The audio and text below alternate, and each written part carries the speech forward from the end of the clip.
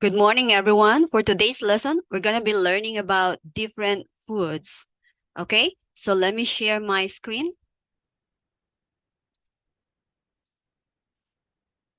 Don't forget to upload your kids' video to get a chance to receive free bags or free shoes.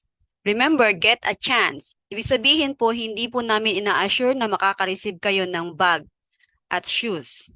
But mostly, tapos na po kasi ang aming third batch, free bags and free shoes. So, ang natira na lang po natin is free items. Alright? So, ibig sabihin po nun, limited na lang po ang ating free bag or free shoes.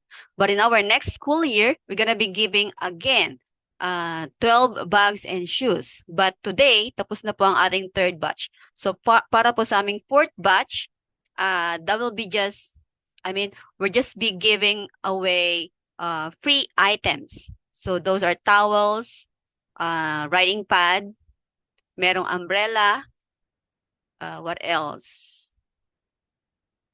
Ano pang meron? Toy banks, toothbrush, towels. Okay? So yun na lamang po ang aming pinamimigay sa fourth batch.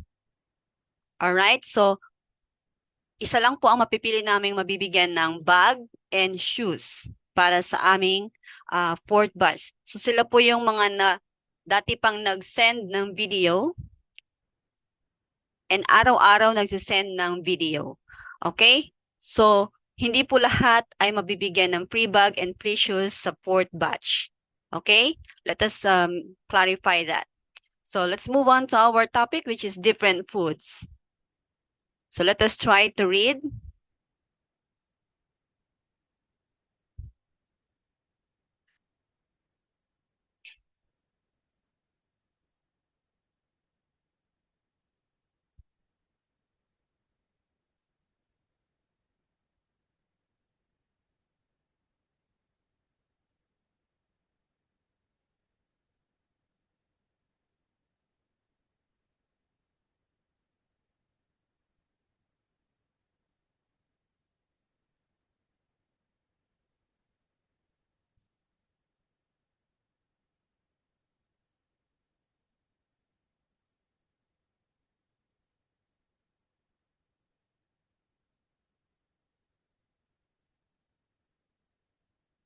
All right.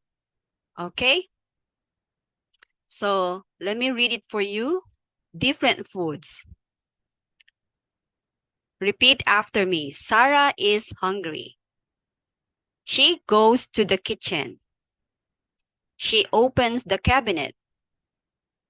There are a lot of snacks. The marshmallows are too sweet. The potato chips are too salty. The ice cream is too watery. The kiwis are too sour. The cereal is too bland.